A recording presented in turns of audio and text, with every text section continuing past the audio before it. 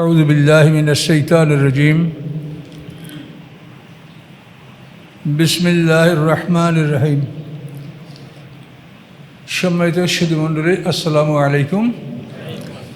আমরা সূরা হাশরের 18 নম্বর আয়াত থেকে আলোচনা শুরু করতে যাচ্ছি ইনশাআল্লাহ। আউযু বিল্লাহি মিনাশ শাইতানির রাজীম। ইয়া আইয়ুহাল্লাযীনা আমানুত্তাকুল্লাহ, হে ঈমানদারগণ আল্লাহকে ভয় করো। অলতানজুর নাফসুন, মানুষ যেন দেখে, মা কদ্দামাত লেগাত, আগামী দিনের জন্য সে কি প্রেরণ করেছে।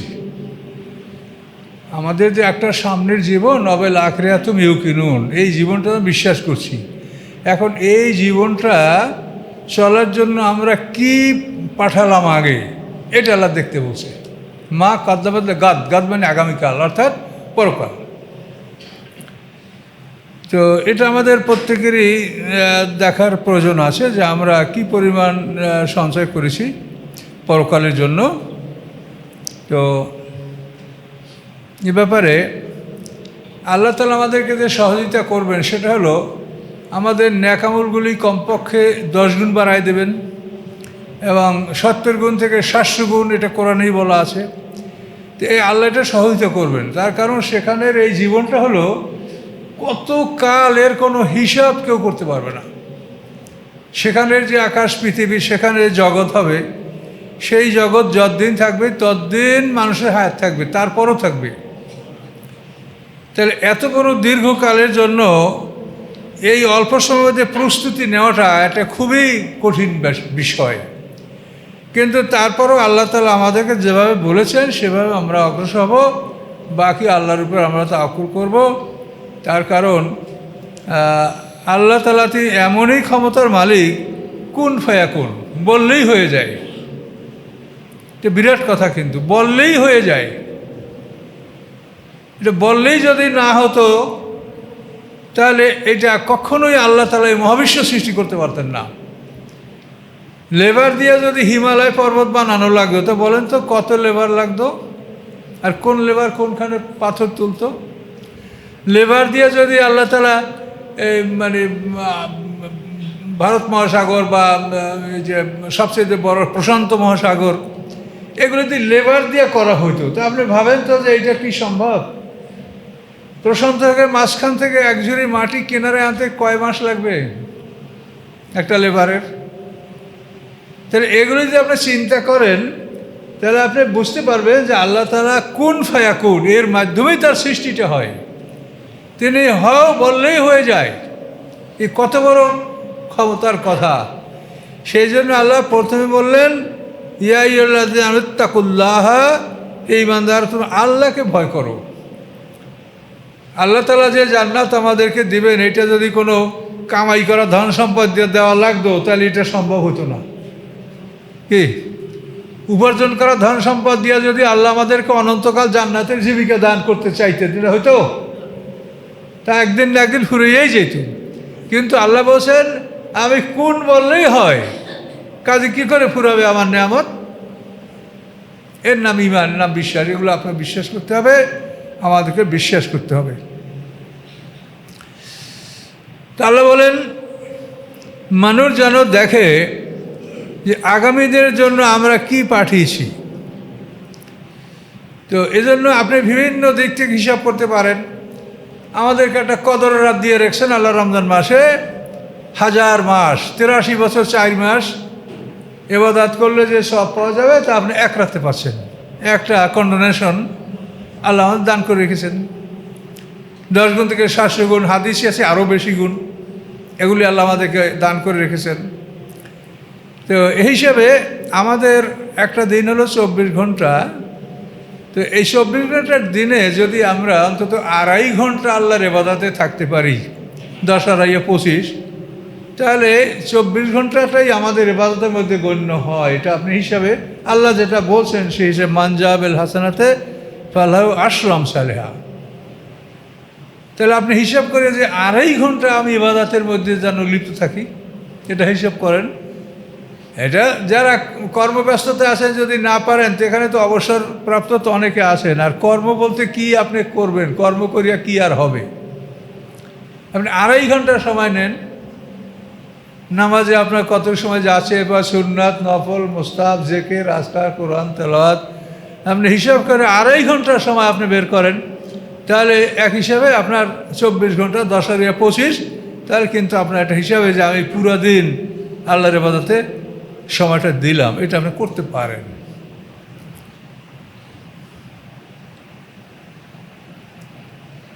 ওয়াত্তাকুল্লাহ, আবারও বলছেন আল্লাহকে ভয় করো, আল্লাহকে ভয় করো। ইন্না আল্লাহ খাবীরুম বিমা তা'মালুন, আল্লাহ তাআলা খবর রাখেন যা তোমরা করো সেই সম্পর্কে। তোমরা যা করো প্রত্যেকটা কর্ম সম্পাদনের সময় আল্লাহ সেখানে উপস্থিত থাকেন। তুমি আল্লাহর সামনে কাজটা করতেছো, তা আমি আল্লাহর সামনে কাজ করতেছি এইটা ভেবে কাজ করলে সে কাজটা কতই সুন্দর হওয়া উচিত। কি নির্মাণ কাজে রাস্তাঘাটে অমুক সমুক জায়গায় যদি দেখেন যে ইঞ্জিনিয়ার উপস্থিত বা সেখানে সিনিয়ররা উপস্থিত, আর সেখানে কিন্তু কাজ ভালো করেই করে মানুষ, যে সবাই দেখতেছে। যখন এরা সরে যায় তখন দেখবেন যে পরের ধাপেই দেখবেন যে ওই মানের আর কাজ হয় নাই। এটা আপনি কিন্তু সচক্ষে দেখতে পাবেন।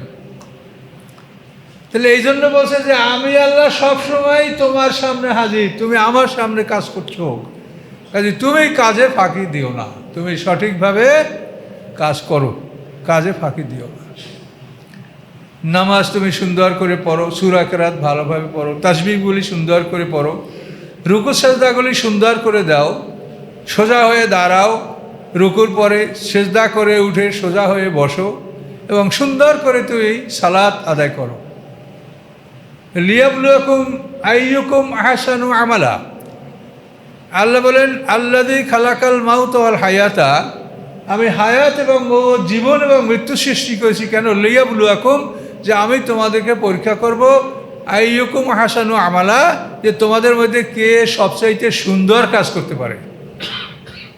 কাজ করতে হবে সুন্দর, যেন তেন করে নামাজ পড়লে হবে না, রুকু দিয়া সোজা দাঁড়ানো নাই, সেজদা দিয়া বসা নাই, তসবিহগুলো ঠিকমতো পাঠ হলো না, এরকম যেন না হয়, সুন্দর করে কাজ করতে হবে। ওয়ালা তাকুনু কাল্লাযিনা নাসুল্লাহ, তোমরা হইও না তাদের মতো যারা আল্লাহকে ভুলে গেছে। আমরা তো সবসময় আমাদের মুখে অন্তরে আমরা আল্লাহ আল্লাহ ছাড়া আমাদের কিছু, একজন মুমিনের সবসময় চিন্তাধারা যে আল্লাহ আমার কাছে, ডানে বামে উপর আল্লাহ, আমার আল্লাহই সব জায়গায়। তো আল্লাহ বলেন তাদের মতো হয়েও না যারা আল্লাহকে ভুলে গেছে, আল্লাহর কথা মনে নাই। তো এই আল্লাহকে ভুলে গেছে তাদের সাথে আল্লাহ কি আচরণ করছেন? ফাআনসাহুম আনফুসাহুম, আল্লাহ তাদের নিজদের থেকে তাদেরকে ভুলিয়ে রেখেছেন। তার নিজের সম্পর্কে যে চিন্তা করবে এই চিন্তা শক্তি তার রহিত হয়ে গেছে আল্লাহকে ভুলে থাকার কারণে। তুমি আল্লাহকে ভুলে গেছো, তোমার নিজ সম্পর্কে তোমাকে যে সচেতনতা বা ভবিষ্যৎ চিন্তা, এটা আল্লাহ ভুলিয়ে দিয়েছেন। ফলে তোমার সময়টা পার হয়ে গেলেই তুমি মহাবিপদের সম্মুখীন হবে। আর যারা নিজ সম্পর্কে সতর্ক, তারা জানে যে আমি কি করলাম, গল্প করেছি, কতটা সময় গল্প করেছি, তো এখন আমি এর পরিবর্তে আমি এটা ক্ষতিপূরণ করে নেই। আপনি একটু আজে বাজে কথা বলছেন, ক্ষতিপূরণ করে নেন। কীভাবে? আপনি ফাতিহা পড়েন, ইখলাস পড়েন, জিকির করেন, এভাবে করে যে আমি যদি এখানে 100টা বাজে কথা বলে থাকি, তা আমি কোরআনের 100টা শব্দ বা 100টা আয়াত বা এর অংশ এটা আমি পড়বো, তাহলে আমার ওইটার বিনিময়ে এইটা ডান দিকে যোগ হবে, তা আমার বাম দিকের আমলটা ভারী হবে না, বাম দিকের পাল্লাটা ভারী হবে না। তো এগুলি কিন্তু একজন মোমেন চিন্তা করবে।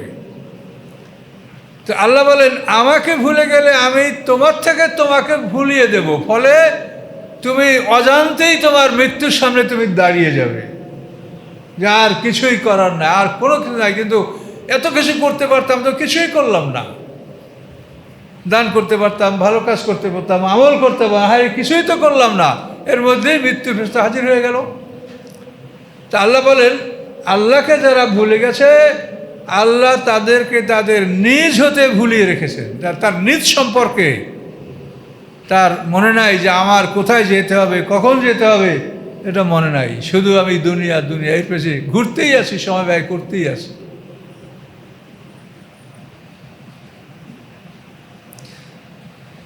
উলাইকুমুল ফাসিকুন, এবং যারা আল্লাহকে স্মরণ করে না, আল্লাহকে ভুলে গেছে, আল্লাহ যাদেরকে নিজদের চিন্তাভাবনা সম্পর্কে, ভবিষ্যৎ সম্পর্কে ভুলিয়ে রেখেছেন, এরা হচ্ছে ফাসেক, সত্যত্যাগী। ফাসাকা মানে সীমা ভঙ্গ করে বের হয়ে যাওয়া, এরা ফাসেক। এরপরে আল্লাহ সামনে বলছেন, লা ইয়াস্তাবি আসহাবুন নারি ওয়া আসহাবুল জান্নাহ, জান্নাতের অধিকারীরা এবং জাহান্নামের অধিকারীরা সমান নয়। লা ইয়াস্তাবি সমান নয়, আসহাবুন নারে যারা আগুনের অধিবাসী, ও আসহাবুল জান্নাহ এবং জান্নাতের অধিবাসী, এরা সমান নয়, কখনোই না। আসহাবুল জান্নাতে হুমুল ফায়েজুন, জান্নাতের অধিবাসী যারা, জান্নাতের অধিকারী যারা, তারা জয়যুক্ত, তারা কামিয়াব, তারা উত্তীর্ণ, পরীক্ষা পাস। আল্লাহ বলেন, লাউ আনজালনা হাযাল কোরআন আলা জাবালিন, যদি আমি নাজিল করতাম এই কোরআনকে পাহাড়ের উপরে, লা রাআইতাহু, আপনি দেখতে পেতেন পাহাড়কে, খাশিয়ান, সে ভীত, মুতাসাদ্দিআন, সে ফেটে চৌচির হয়ে গেছে, মিন খাশিয়াতিল্লাহ, আল্লাহর ভয়। আল্লাহ বলেন যে আমি পাহাড়ের উপরে কোরআন নাজিল করলে আপনি দেখতে পেতেন যে আল্লাহর ভয় পাহাড় ফেটে চৌচির হয়ে গেছে। তো সম্মানিত শুধু পাহাড়ের উপরে আল্লাহ তাআলা কোরআন নাজিল করেনি, মানুষের করেছেন। এখানে আপনি একটা জিনিস লক্ষ্য করবেন, সেটা হলোই আল্লাহ তাআলা আকাশ পৃথিবী সৃষ্টি করে তাদেরকে কিন্তু বলছিলেন যে তোমরা আমার এই আমানত গ্রহণ করো। ইন্না আরাদনাল আমানাতা আলাস সামাওয়াতি ওয়াল আরদি ওয়াল জিবালে, আকাশ পৃথিবী পাহাড় এদেরকে আল্লাহ বলছেন, আর আরাধনা মানে উপস্থাপন করো। আল্লাহ বলে আমি তাদেরকে উপস্থাপন করেছি আমার এই আমানত। এই আমানত হলো আল্লাহর পক্ষ থেকে আসমানি কিতাব, এটা আমানত আমাদের কাছে। এই আমানতের হক হচ্ছে আমানত মানুষকে পৌঁছিয়ে দেওয়া। আর আমরা আলেম সমাজ, আমাদের স্বভাব হলো যে আমানত যেন কেউ খুলতেই না পারে, বস্তাবন্দি থাকুক। দেখবেন হাসরের ময়দানে বিচারটা কী হয়। আমি তো বারবার বলি যে হাসরের ময়দানে আলেমদের বিচার, ধনীদের বিচার, বিচারকদের বিচার, এগুলিতে বহু সময় কাটবে। যে কোরআন আমাদের কাছে আমানত, যেটা আল্লাহ আদেশ দিয়েছে, ইন্নাল্লাহ ইয়ামুরুকুম আন তুআদ্দুল আমানাতি ইলা আহলিহা, আমানতকে পৌঁছে দাও। তুমি নিজে পৌঁছাচ্ছ না, আরেকজনে পৌঁছালে তাকে তুমি বাধা দিচ্ছ। অথচ লেবাস পোশাকে তুমি বিরাট একজন হুজুর, তোমার এই লেবাস পোশাকের পরিবর্তে আল্লাহ আলকাত্তার পোশাক পরাই দেবে। সেদিন তুমি বুঝতে পারবা যে তুমি কোন কাজে অগ্রসর হয়েছিলা। সেদিন দেখবা যে এই জুব্বা যে তোমার ফাঁকি, এটা সেদিন প্রমাণ হবে যে এটার মধ্যে ঈমান ছিল না, শুধু একটা লেবাস। একটা মানুষ কোরআনের সামনে কি করে যায়? তো আল্লাহ তাআলা বলেন যে এই আসমান, জমিন, পাহাড়, এদের উপরে আমি কোরআনকে উপস্থাপন করেছিলাম। ইন্না আরাদনা, এটা সূরা আহজাবের মধ্যে গেছে আপনাদের। আমানাত, তাই আমানত আসমানি আলাস সামাওয়াতি ওয়াল আরদি ওয়াল জিবালে, আকাশ পৃথিবী পাহাড়, ফাআবাইনা আন ইয়াহমিলনাহা, তারা এটা বহন করতে অস্বীকার করেছে। ও আশফাকনা মিনহা, ভীত হয়ে গেছে যেটা আমি পারবো না। তাই আকাশ পৃথিবী সৃষ্টি করছেন আল্লাহ 6 দিনে। এরা যখন এটা পারলো না, তখন আল্লাহ আদম সৃষ্টি করছেন 120 বছর বসে। 40 বছর আদমের মাটিটাকে প্রস্তুত করেছেন, সেটাকে ভিজাইয়া শুকাইয়া মেজে তারপরে 40 বছর সেটাকে একটা উপযুক্ত মণ্ড, যেটাকে বলা হয় আটার মতো প্লাস্টিক কেলে একটা আটার মতো একটা আঠালো কাদা, এটা আল্লাহ বানিয়েছেন।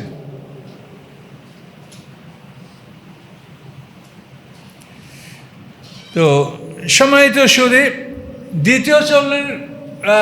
প্রথম 40 বছরে আল্লাহ তাআলা আদম আলাইহিস মাটিটাকে 40 বছর ভিজিয়ে রেখেছেন বৃষ্টি পানিতে। দ্বিতীয় 40 বছর রৌদ্রে শুকিয়েছেন। তৃতীয় 40 বছর মেজে গাড়া কাদায় পরিণত করেছেন। এবং 120 বছর আনতে আল্লাহ তাআলা আদমের এই মাটিকে দিয়ে আদম আলাইহিস সালামকে তৈরি করেছেন। তাহলে এই যে সৃষ্টির ব্যবধান, পাহাড় ফেটে যাবে কিন্তু মানুষ ফাটবে না। এটা কারণটা কি? এটা হলো সৃষ্টিগতভাবেই তাকে এইভাবে মজবুত করে তৈরি করা হয়েছে। যার জন্য কোরআন এটা আকাশ পৃথিবী বহন করার ক্ষমতা রাখে না, তো মানুষ এই কোরআনকে বহন করার ক্ষমতা রাখে। আল্লাহ এই ক্ষমতা দিয়েই তাকে সৃষ্টি করেছেন। তো আল্লাহ তাআলা বলেন, লাউ আনজালনা হাযাল কোরআনা, আমি যদি অবতীর্ণ করতাম এই কোরআন আলা জাবালেন, পাহাড়ের উপরে, লা রাআইতাহু, আপনি দেখতে পেতেন উহাকে, খাশিয়ান, যে সে ভীত, মুতাসাদ্দিআন, ফেটে চৌচির হয়ে গেছে, মিন খাশিয়াতিল্লাহ, আল্লাহর ভয়ে, ওয়া তিলকাল আমসালু নাদরিবুহা, আল্লাহ বলেন এই দৃষ্টান্ত আমি বর্ণনা করছি, লিন্নাসে, মানুষের জন্য, লাআল্লাহুম ইয়াতাফাক্কারুন, যাতে তারা চিন্তা ভাবনা করতে পারে। এখানেই আপনি সৃষ্টিগত ব্যবধান। আল্লাহর সৃষ্টি তিন প্রকার। একটা হলো হালকা, এই যে আমাদের চোখের সামনে যত কিছু দেখি, কুন ফায়াকুন, এই পৃথিবীতেই যাদের জীবন মরণ, হাসর হবে তাদের, কিন্তু হাসরের পরে তাদের আবার ওখানে জীবন দেওয়া হবে না। এই শ্রেণীর যারা সৃষ্টি আর হলো ক্ষণস্থায়ী। পৃথিবী হচ্ছে দীর্ঘস্থায়ী। পৃথিবীর বয়স বিজ্ঞানীরা মনে করেন যে অন্তত 1200 কোটি বছর হয়েছে। এই পৃথিবী হলো দীর্ঘস্থায়ী, আর মানুষ হচ্ছে চিরস্থায়ী। মানুষের মরণটা শুধু তার সংযোগ বিচ্ছিন্ন করে দেওয়া, আর কিছু না। এখন আমাদের সংযোগ আছে, কিসের সংযোগ? পানি, মাটি, আগুন, বাতাসের দেহ নিয়ে সবাই বসে আছি। এর ভিতরে একটা আছে, এটা আমরা দেখি না। সেটা কি? নফসে মুতমাইন্না, নফসে আম্মারা, নফসে লাওয়ামা, রূহ। এই চারটা ভিতরে। তো এই 4 আর 4 8, এই দুটো যখন একসাথে থাকে ততক্ষণ আমরা মানুষ। আর যদি ওই 4টাকে পৃথক করে দেওয়া হয় তখন আমরা লাশ। এ হলো মানুষের মৃত্যু, যে দুটাকে পৃথক করে দেওয়া হয়। এই পৃথক করে রেখে দেওয়া হবে। এরপরে আবার ইসরাফিলের সিংহের ফুৎকারে এটাকে সংযোগ দেওয়া হবে। এই সংযোগটা সোজা কথা না, এটা বিরাট ব্যাপার। এই সংযোগটা ভয়ঙ্কর ব্যাপার, এটা বোঝেন আপনি। মাতৃগর্ভে এই সংযোগটা আসে। মাতৃগর্ভে একটা সন্তান 120 দিন থাকার পরে মাতৃগর্ভে এই সংযোগটা আসে। মাতৃগর্ভে একটা যে গর্ভের যে ভ্রূণ সৃষ্টি হয়, এটা সাথে সাথে তার মধ্যে প্রাণ দেওয়া হয়? তাহলে দেখেনি। তাহলে একটা প্রাণ সৃষ্টির জন্য বা প্রাণ সংযোগ করার জন্য এটা একটা প্রিপারেশন আছে, পূর্ব প্রস্তুতি আছে। মাতৃগর্ভে একটা সন্তানকে ওখানে একটা আমাদের প্রত্যেকটা মানুষ, আমাদের 120 দিন পরে ওখানে জীবন সংযোগ করা হয়েছে। আবার হাসরের ময়দানে আমাদের জীবন সংযোগ করা হবে। প্রথম সিংহের ফুৎকারে আমাদের ওই মাটির দেহটা সব কুড়িয়ে কুড়িয়ে একত্রিত করা হবে। দ্বিতীয় সিংহের ফুৎকারে ওখানে প্রাণ ঢুকানো হবে। এটা হলো নিয়ম। আল্লাহ বলছেন মৃত্যুর পরে তোমরা বরজাখে থাকবে, হাসরের ময়দানে তোমাদেরকে তোলা হবে। এখন এই পর্দার আলে জগতে ভালো যারা তারা ভালো থাকবে, মন্দ যারা তারা মন্দ অবস্থায় থাকবে। এটাকে ইল্লিন এবং সিজিন বলা হয়েছে। কিন্তু মৃত্যু এবং হাসরের মধ্যে কোনো জীবন হওয়া, জীবন আসা, এটা কোনোভাবে কোরআনের সাথে মিলে না। এখন এই কথাটা আলেম ওলামারা চিন্তা গবেষণা করবেন না। আমিও তো মনে করছি যে মন কান্নাকিরি আছে, কবর আযাব আছে। আমি কি জন্মগতভাবেই আমি কোরআন গবেষণা করছিলাম? কোরআন গবেষণা করলে এটা প্রমাণ হবে যে আসলে এই বিষয়টা নাই।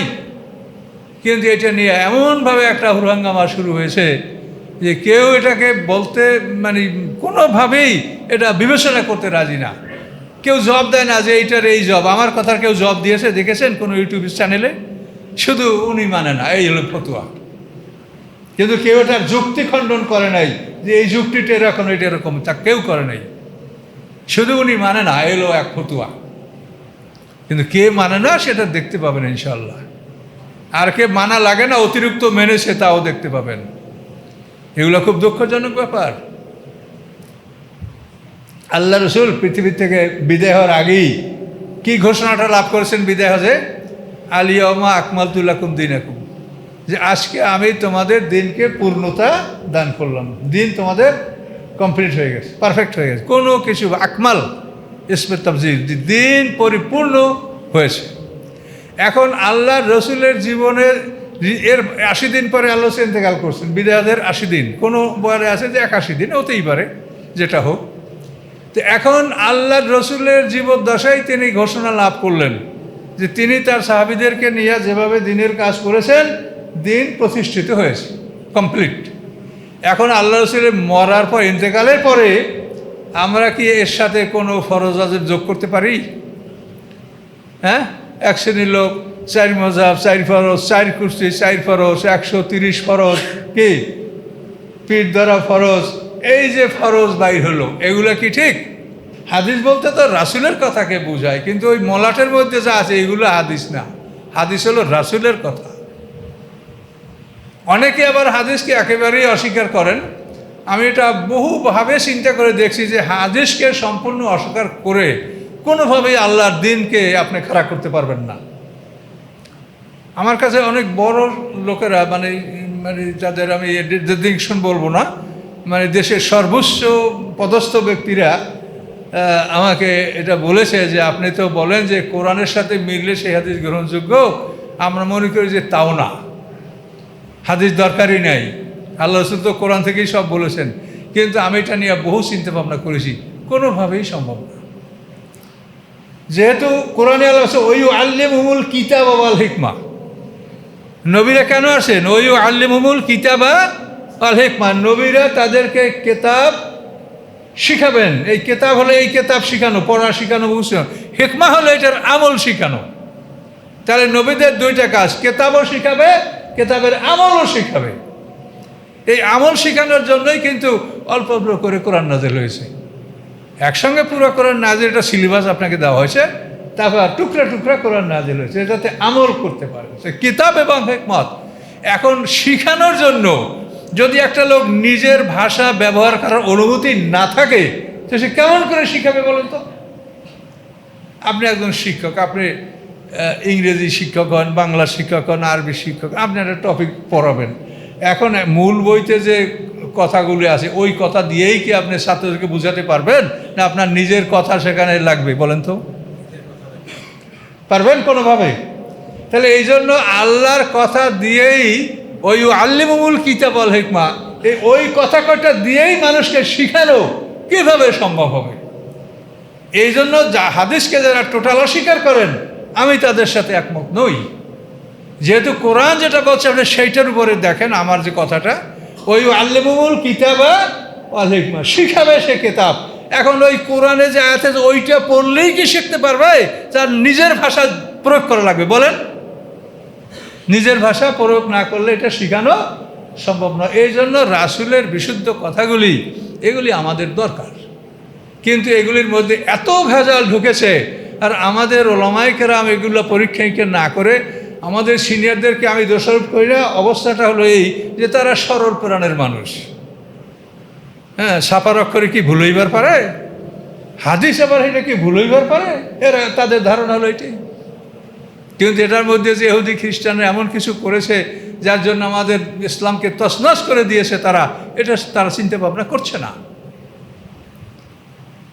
তো সম্মানিত শুধু এই বিষয়টা আপনারা মাথায় রাখবেন। আমরা কখনোই কাউকে হারানো জিতানো, আল্লাহ আমাদের অন্তরে জামি, তিনি আমাদের মনের খবর জানেন। আমরা কখনোই এই চিন্তা নিয়ে কোনো কথা বলি না। আমাদের উদ্দেশ্য হলো, আমি আল্লাহর কাছে প্রতিশ্রুতি দিয়েই নিজের চাকরি সেরেছি যে আমার জীবনের বাকি সময়টা আমি কোরআনের জন্য আল্লাহ অক্ষা করে দিলাম।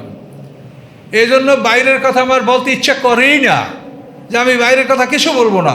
কিন্তু মাঝে মাঝে আনুষঙ্গিকভাবে কি এমনভাবে হয় যে সামান্য কিছু কথা বাইরেরও আমি বলতে বাধ্য হচ্ছি।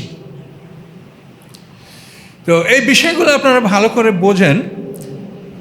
তো আল্লাহ রাব্বুল আলামিন আমাদেরকে যে কথাগুলো বলেছেন এখানে, যে পাহাড়ের উপরে কোরআন নাযিল করা সম্ভব ছিল না। তার কারণ পাহাড়ের চাইতে সৃষ্টিগতভাবে মানুষের স্ট্রেংথ অ্যান্ড স্ট্যামিনা, মানে মানুষের যে একটা শক্তি, এটা পাহাড়ের চাইতে মানুষের এই শক্তিটা বেশি, যার জন্য মানুষ কোরআনকে বহন করতে সক্ষম হয়েছে। অতেলকাল আমসালু নাদরিবু লিন-নাস, আল্লাহ বলেন এই দৃষ্টান্তগুলি আমি মানুষের জন্য বর্ণনা করছি, লাআল্লাহুম ইয়াতাফাক্কারুন, যাতে তারা এটা নিয়ে চিন্তা ভাবনা করতে পারে। এখন দেখেন, এই যে ইয়াতাফাক্কারুন কথাটা আল্লাহ বললেন, চিন্তা ভাবনা করে আপনি যে রেজাল্ট পাইলেন সেটা তো বলতে হবে না, সেইটা ইয়াতাফাক্কারুন দ্বারাই আপনি বুঝাইতে পারবেন। কোরআনের শব্দটা হল ইয়াতাফাক্কারুন, তারা চিন্তা ভাবনা করবে। এখন চিন্তা ভাবনা করিয়া যে আপনি রেজাল্ট পাইলেন, আপনি যেটা উদ্ঘাটন করলেন, এটা ইয়াতাফাক্কারুন বললেই কি আপনারা বুঝবেন? না এই চিন্তা ভাবনা করে কি পাওয়া গেছে সেইটা নিজের ভাষায় বলতে হবে বলেন তো? তাহলে হাদিসকে যারা টোটাল অস্বীকার করেন তাদের সাথে আমি কোনোভাবেই একমত নই। আপনি অশুদ্ধ হাদিসকে বর্জন করেন, কিন্তু টোটাল হাদিসকে অস্বীকার আপনি করতে পারেন না, যেহেতু আল্লাহ রসুল তিনি আমাদের শিক্ষক। বয়স্তু মুআল্লিমান, তিনি বলেছেন আমি শিক্ষক হিসেবে প্রেরিত হয়েছি, আর কোরআনেই তো আল্লাহ বলে দিয়েছেন যে তিনি শিক্ষক। আল্লাহ বলেন হুয়াল্লাহুল্লাযী লা ইলাহা ইল্লাহু, তিনি সেই আল্লাহ, নাই কোনো ইলাহ তিনি ছাড়া কোনো উপাস্য নাই, ইবাদতের যোগ্য আর কেউ নাই, একমাত্র আল্লাহ। তার বৈশিষ্ট্য কি? আলিমুল গাইবি ওয়া শাহাদাতে, তিনি জানেন দৃশ্য এবং অদৃশ্য সমান। আমাদের কাছে অদৃশ্য কিছুই দেখি না, আর আল্লাহর কাছে দৃশ্য অদৃশ্য দুটাই সমান। আলিমুল গাইবে ওয়া শাহাদাতে, তিনি জানেন দৃশ্য এবং অদৃশ্য সম্পর্কে সমানভাবে। হুয়ার রহমানুর রহিম, তিনি দয়ালু, তিনি পরম করুণাময়। রহমান হলো তিনি সকলের জন্য দয়ালু, রাহিম হলো তিনি মোমেনদের জন্য দয়ালু। রহমান, ভালো মন্দ, কুল্লান নবিদ্দু হাউলা হাউলা, আল্লাহ বলে আমি সবাইকে বাড়িয়ে দেবো, একে দেবো ওকে দেবো, আমার ডানপন্থীকে দেবো বামপন্থীকে দেবো, আমার পক্ষে যারা তাদেরকে দেবো, বিপক্ষে যারা তাদের, কুল্লান নবিদ্দু, আল্লাহ সবাইকে আমি দেবো। এই জন্য সবাইকে আল্লাহ দেন যে দয়া, সেই দয়ার নাম হলো রহমান। কিন্তু আল্লাহ বলছেন যে পরকালে আমি এই রহমান নাম নিয়ে থাকবো না। ওয়াকানা বিল মুমিনিনা রাহিমা, মুমিনদের সাথে আল্লাহ তাআলা রাহিম, পরকালে আল্লাহ হবেন রাহিম, রহমান তিনি থাকবেন না। হুয়াল্লাহুল্লাযী লা ইলাহা ইল্লাহু, তিনি আল্লাহ, নাই কোনো উপাস্য তিনি ছাড়া। আল মালিক, তিনি বাদশাহ, রাজা। মালিক হলো অধিকারী, ওনার। এই মালিক, এই মাইকটা একটা মালিক আছে, এটা এই মালিক বুঝাতে মালিক মিমের সাথে আলিফ ব্যবহার করতে হবে। আর রাজা, এই মালিক বুঝাইতে মিমের সাথে আলিফ থাকবে না, এর ব্যবধান। কথা বলতে পারছেন? এখানে আল্লাহ কি বলছেন? আল মালিকু, তিনি রাজা, বাদশাহ, তার অধীনে তোমরাও মালিক হইতে পারবা, কিন্তু তিনি সমস্ত কিছু সার্বভৌমত্ব, রাজত্ব এটা তার, মালিক তিনি বাদশাহ। কুদ্দুস, তিনি পবিত্র, অর্থাৎ তার ছেলে নাই, মেয়ে নাই, স্ত্রী নাই, এসব কিছু থেকে তিনি পবিত্র, নাম কুদ্দুস। আসসালাম, তিনি শান্তি, শান্তির কেন্দ্রবিন্দু আল্লাহ।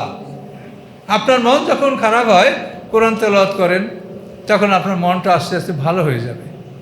মনের ক্লান্তি, মনের অশান্তি, এটা দূর হয়ে যাবে। আল্লাহর জিকির, আল্লাহর কোরআন তেলাওয়াত, এগুলিতে আত্মনিয়োগ করলেই আপনার মনটা ভালো হবে। তিনি শান্তি। মোমেন, তিনি আশ্রয়দাতা। মোমেন মানে ইমানদার, কিন্তু এখানে মোমেন হলো শব্দ অর্থ আশ্রয়দাতা, আল্লাহ তাআলা আশ্রয়দাতা। মুহাইমেন, এবং তিনি তাকে সংরক্ষণকারী। আমরা কাউকে আশ্রয় দিলেও অনেক সময় তাকে সংরক্ষণ করতে পারি না, কিন্তু আল্লাহ তাআলা আশ্রয়ও দিতে পারেন এবং সংরক্ষণও করতে পারেন।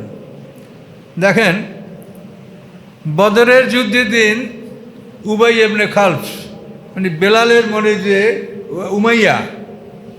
উমাইয়ার ভাই উমাইয়া, এই উমাইয়া আব্দুর রহমান ইবনে আউফের কাছে আত্মসমর্পণ করলো যে আব্দুর রহমান, তুমি আমাকে রক্ষা করো, আমার বড় সুন্দর সুন্দর দুধের উট আছে, তোমাকে আমি সেগুলি দিব। তখন আব্দুর রহমান আউফ, খুব বিখ্যাত জান্নাতের সুসংবাদপ্রাপ্ত সাহাবী, উনি উমাইয়াকে আশ্রয় দিলেন।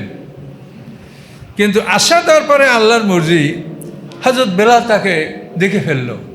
দেখে ফেলার পরে বেলাল আনসারদেরকে ডাক দিল, এই আনসার ভাই, এই উমাইয়া আমাকে বন্দি রেখে আমাকে কষ্ট দিয়েছে, আমাকে সাহায্য করেন। আনসাররা দৌড়ে আসছে বেলালের সাহায্যে। এরপরে আব্দুর রহমান আউফ কী করে তাকে রক্ষা করবে? বলে তুমি বসে পড়ো। তো বসে পড়লো।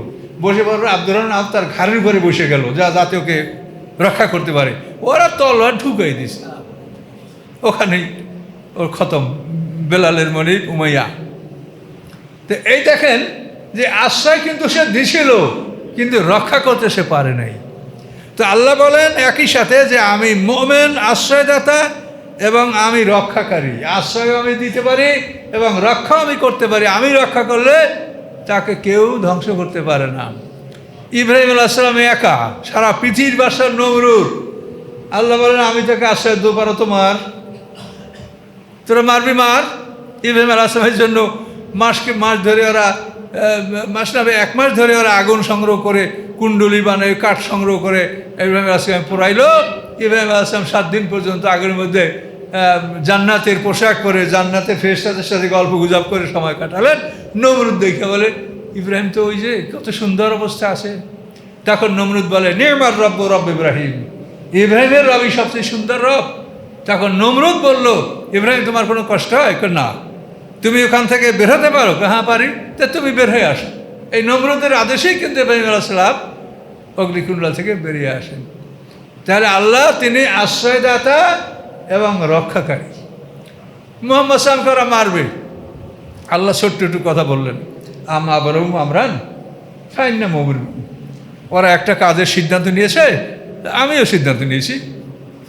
ছোট্ট কথা যে ওরা একটা কাজের সিদ্ধান্ত নিয়েছে, দারুণ নদায় খুব পরামর্শ করে তোরা এইভাবে মোহাম্মদ সাল্লাম হত্যা করতে হবে, আবু জাহেলের প্রস্তাব। আল্লাহ বলেন আমিও সিদ্ধান্ত নিয়েছি। নিরাপদে মোহাম্মদ সাল্লাল্লাহু আলাইহি ওয়াসাল্লাম মদিনায় চলে গেলেন। তোরা কী করলি?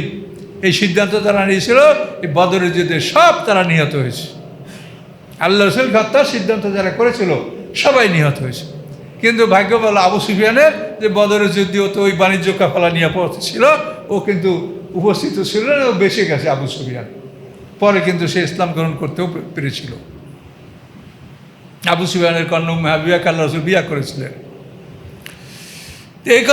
এই কথাগুলি দেখেন, আল্লাহ মুমিন তিনি আশ্রয়দাতা, মুহাইমিন তিনি রক্ষাকারী, আজিজ পরাক্রমশালী মানে অপ্রতিরোধ্য ক্ষমতার মালিক। যে এমন ক্ষমতার মালিক, এই ক্ষমতাকে কেউ প্রতিরোধ করতে পারে না, এর নাম আজিজ।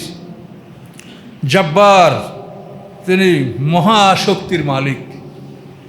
জব্বার মানে সর্বশক্তির মালিক, মহাশক্তির মালিক।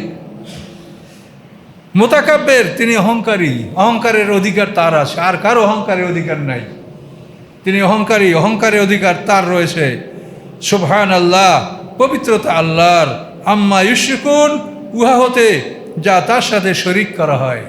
যে তার ছেলে আছে, তার মেয়ে আছে, ফেরেশতারা কন্যা, ঈসা আলাইহিস সালাম, মুহাম্মদ সাল্লাল্লাহু আলাইহি ওয়াসাল্লাম তার ছেলে, এইসব কথা যেটা বলা হয়, আল্লাহ বলেন পবিত্রতা আল্লাহর, উহা হতে ওই সব কিছু হতে যা তার সাথে শরিক করা হয়।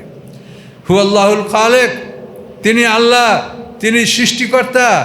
আল বারিউ, তিনি আদি স্রষ্টা। খালেক এবং বারি দুটো অর্থে সৃষ্টিকর্তা, কিন্তু ব্যবধান হলো খালেক হচ্ছে যে একটার থেকে আর একটা বানায়, তাকে বলা হয় খালেক। এই কাঠ থেকে এই টেবিলটা করা হয়েছে, খালেক। ইট থেকে বিল্ডিং করা হয়েছে, মাটি থেকে ইট বানায়, এগুলো যারা করে এটা হচ্ছে খালেক, একটা থেকে আর একটা সৃষ্টি করা। আর বারি হলো অরিজিনেটর। পৃথিবীর মাটি থেকে আপনি ইট বানাচ্ছেন, দালান করছেন, কিন্তু এই পৃথিবী আল্লাহ কীভাবে সৃষ্টি করলেন, নাম হলো বারি, আদি স্রষ্টা, অরিজিনেটর। তিনি খালেক, তিনি বারি, অর্থাৎ তিনি একটা থেকে একটাও সৃষ্টি করেন আল্লাহ, আবার তিনি মূল স্রষ্টাও তিনি। পদার্থ দ্বারা যেরকম আমরা একটা থেকে আটটা করি, আল্লাহ ওটা করেন। কিন্তু আল্লাহ বলেন ফাতাবারাকাল্লাহু আহসানুল খালিকিন, আমি যদি করি তা আমার সৃষ্টিও তোমাদের সাথে সবচেয়ে ভালো হবে। আমিও ওরকম একটা থেকে আটটা করবো, সেটা ভালো হবে। এই আকাশকে আল্লাহ তাআলা প্রথম হলো বাদিউস সামাওয়াত, মানে তিনি আদি স্রষ্টা। মানে আকাশটা একটা নেবুলা বা গ্যাসীয় পদার্থ ছিল, পৃথিবীটি একটা ফ্যানার মতো ছিল, এটা হলো অরিজিনাল মানে আদি সৃষ্টি। এরপর ফ্যানার থেকে পৃথিবী সৃষ্টি করা হয়েছে, গ্যাসীয় পদার্থ থেকে শক্ত আকাশ তৈরি করা হয়েছে, এটা হলো খালক। আর প্রথমবার যে সৃষ্টি করা হয়েছে এটা হলো বাদি। এই জন্য কোরআনে দুটো শব্দ আপনি পাবেন, বাদিউস সামাওয়াতে ওয়াল আরদ, আকাশ পৃথিবীর আদি স্রষ্টা। আর খালাকাস সামাওয়াতে ওয়াল আরদ, আপনি দুটোই পাচ্ছেন, কিন্তু ব্যবধানটা হলো এখানে।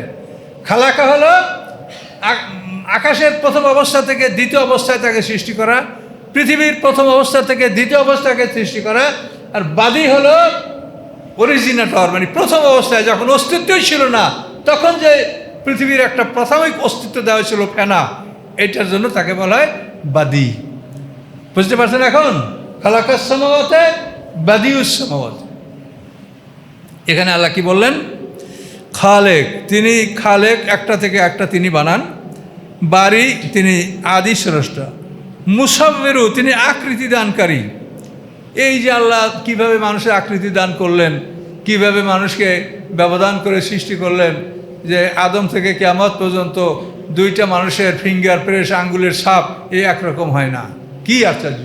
এত মানুষ, সবারই এই মুখমণ্ডল, এখানে দুটো চোখ আছে, নাক আছে, মুখ আছে, কান আছে, কিন্তু এর কত ভ্যারাইটি! যে পৃথিবীর কোটি কোটি মানুষের এই জায়গার মধ্যে এমন ভ্যারাইটি আল্লাহ করে রাখছেন যে এটা কি পৃথিবীর আর কেউ করতে পারে? এটা একটা আশ্চর্য সৃষ্টি।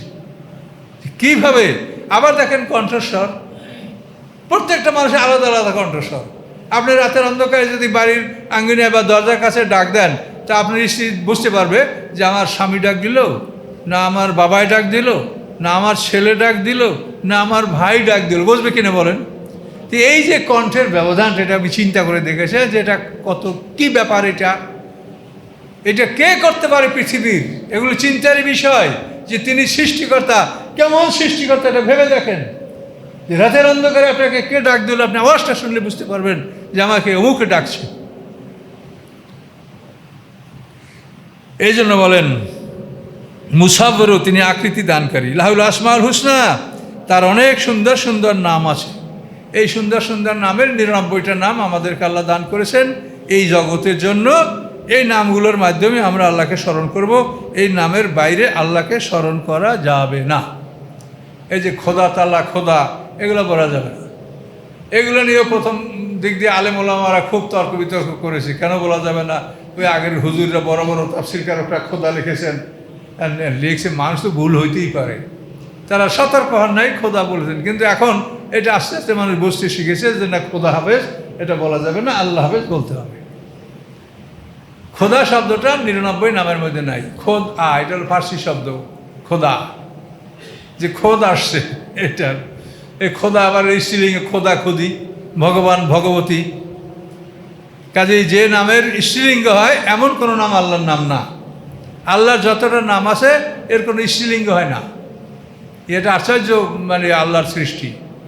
এই জন্য আল্লাহ বলছেন আল্লাহর কতগুলি সুন্দর সুন্দর নাম আছে, তো তোমরা সেগুলি, সেই নামেই তোমরা আল্লাহকে স্মরণ করবে। ইউসাব্বিহু মা ফিস সামাওয়াতি ওয়াল আরদ, আকাশ পৃথিবীর মাঝে যা কিছু আছে সবাই আল্লাহর পবিত্রতা ঘোষণা করে। পবিত্রতা ঘোষণা, যে আল্লাহর সাথে তোমরা যে শিরক করো এইগুলি আল্লাহর সাথে, এগুলি শরিক না, আল্লাহর এরা অংশীদার নয়। আল্লাহ এক, লা শারীকা লাহু, তার কোনো শরিক নাই। এটা হলো পবিত্রতা ঘোষণা করা। ইউসাব্বিহু মা ফিস সামাওয়াতি, আকাশের মধ্যে যারা আছে যত ফেরেশতারা সবাই, ওয়াল আরদি, পৃথিবীর মধ্যে যারা আছে সবাই আল্লাহর পবিত্রতা ঘোষণা করে যে আল্লাহর কোনো শরিক নাই। হুয়াল আজিজুল হাকিম, তিনি পরাক্রমশালী এবং কৌশলী। এই আয়াতের তাফসীর এভাবে করা হয়েছে যে আল্লাহ তাআলা শত্রুদেরকে শাস্তি দেওয়ার ক্ষমতা রাখেন, আর হাকিম হলো কৌশলী, তিনি মোমেনদেরকে ক্ষমা করার কৌশল রাখেন। কিভাবে তিনি মোমেনদেরকে ক্ষমা করে দিবেন, দয়া করবেন, এর কৌশল তিনি রাখেন, এবং কিভাবে শত্রুদেরকে তিনি শাস্তি দিবেন এর ক্ষমতা আল্লাহ রাখেন। এর নাম হচ্ছে আজিজ এবং হাকিম। আর আগে যে অর্থ শুনেছেন ওটাও ঠিকই আছে। এভাবে আমাদের সূরাটা সমাপ্ত হয়েছে।